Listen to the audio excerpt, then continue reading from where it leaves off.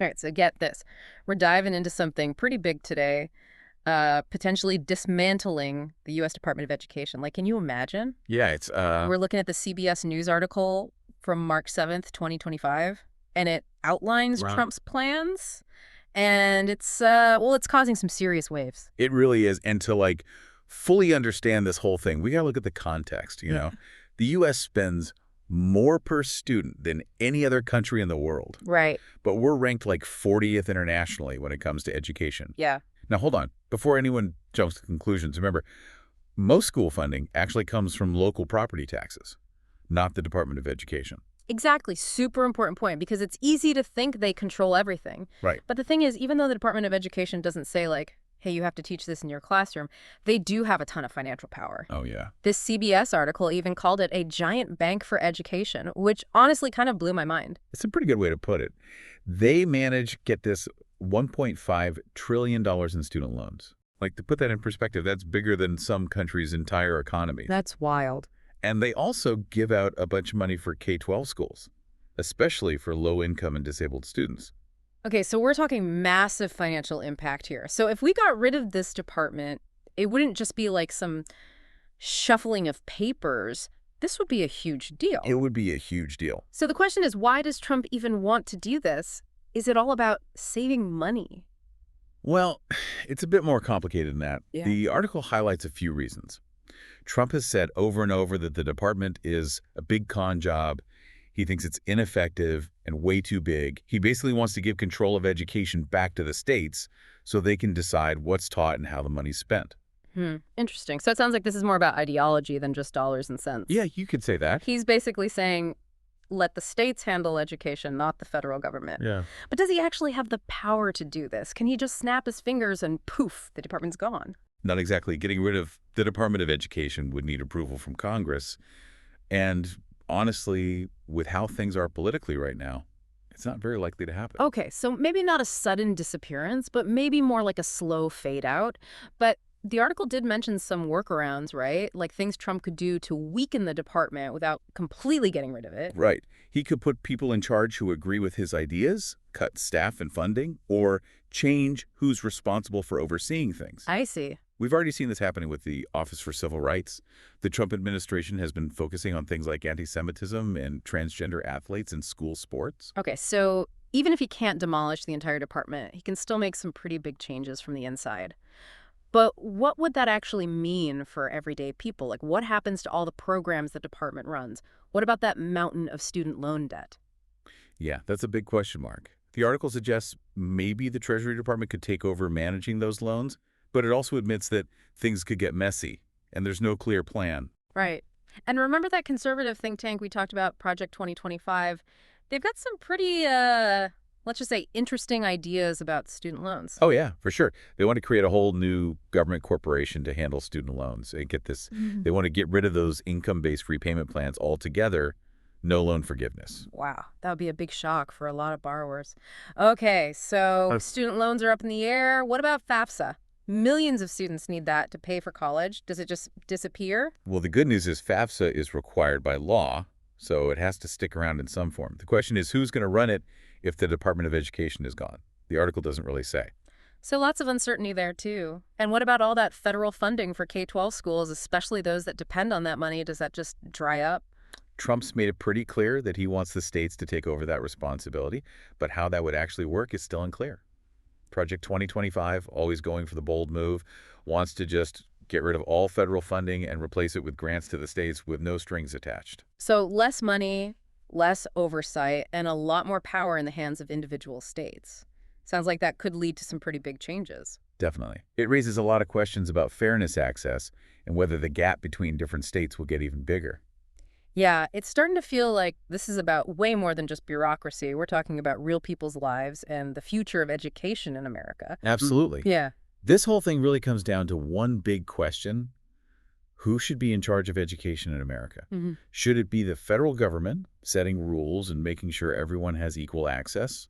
Or should we leave it up to each state to decide what they want to do? It's that age-old battle, federal power versus states' rights. Exactly. We see it everywhere, healthcare, the environment, and when we're talking about education, well, the stakes are pretty high. You know, Mm. We're talking about the future of our kids. Right.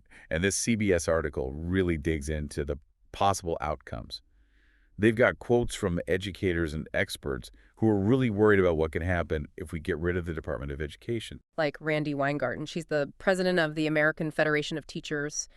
She says that the department is super important for making sure all kids get a good education no matter where they come from or where they live. Right. She's basically saying if we leave it up to the states, some kids will end up with amazing schools and others will get left behind. It's a real concern, and it's especially worrying when you think about how the department gives money to schools in poor areas and for students with disabilities. Yeah.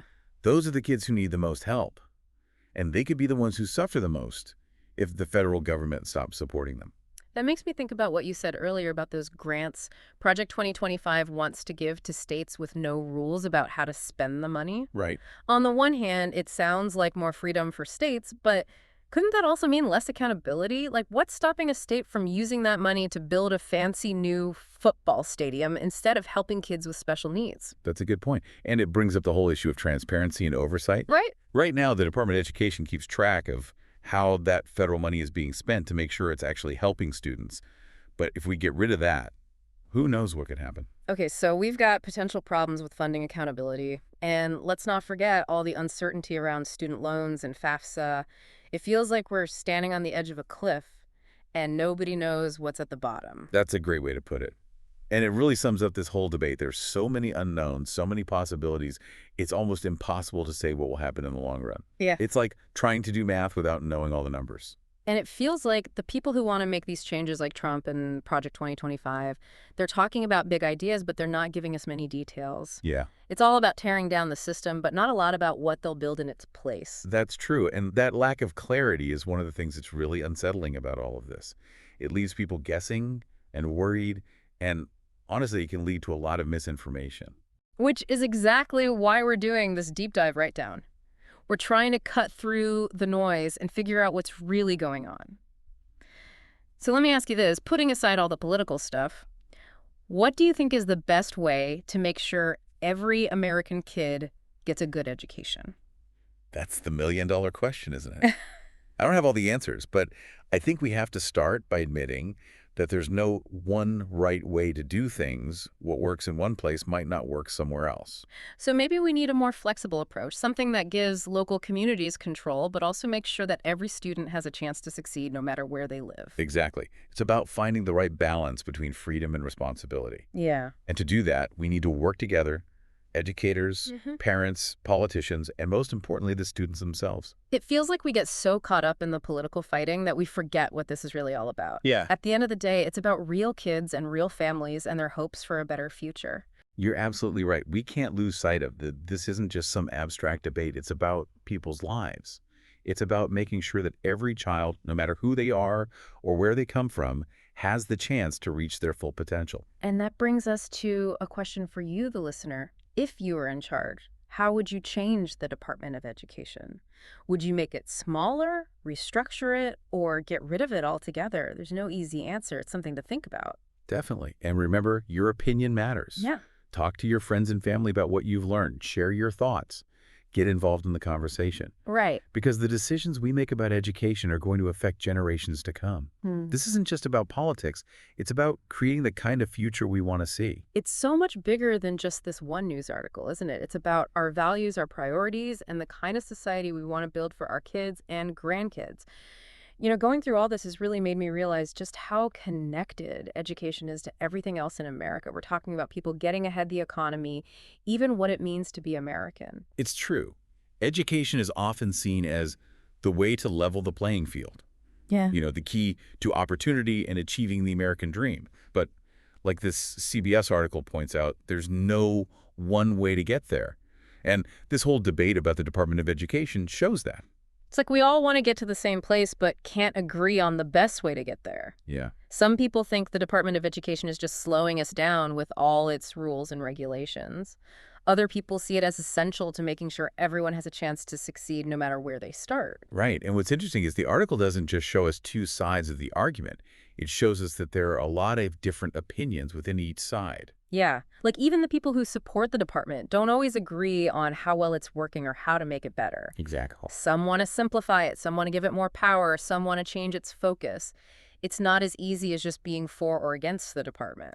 Exactly. And on the other side, you have some people who want to get rid of the department completely, and others who want to just make it smaller or give some of its responsibilities to other parts of the government. It's a much more complicated conversation than you might think from just reading the headlines. I think that's one of the biggest things I've learned from this deep dive. It's easy to just listen to the sound bites and the political arguments, but the reality is much more complicated. There are good points on all sides of this issue. I agree, and that's why it's so important to really think about it and talk about it with other people. Listen to different points of view, consider the pros and cons, and really try to understand what these decisions could mean in the long run. So let me ask you, the listener, what stands out to you from all of this? What are your thoughts about the federal government's role in education? Beyond all the political talk, what do you think is the best way to make sure all American kids get a quality education? Should the federal government be more involved, less involved, or somewhere in between? There's no right answer, but it's a question worth thinking about. And while you're thinking about it, remember that your voice matters. Talk to your friends, family, and coworkers about what you've learned. Share your thoughts and get involved in the conversation. Because in the end, the decisions we make about education will affect generations to come. This isn't just about politics. It's about creating the future we want to see. And that's what makes this deep dive more than just a news update.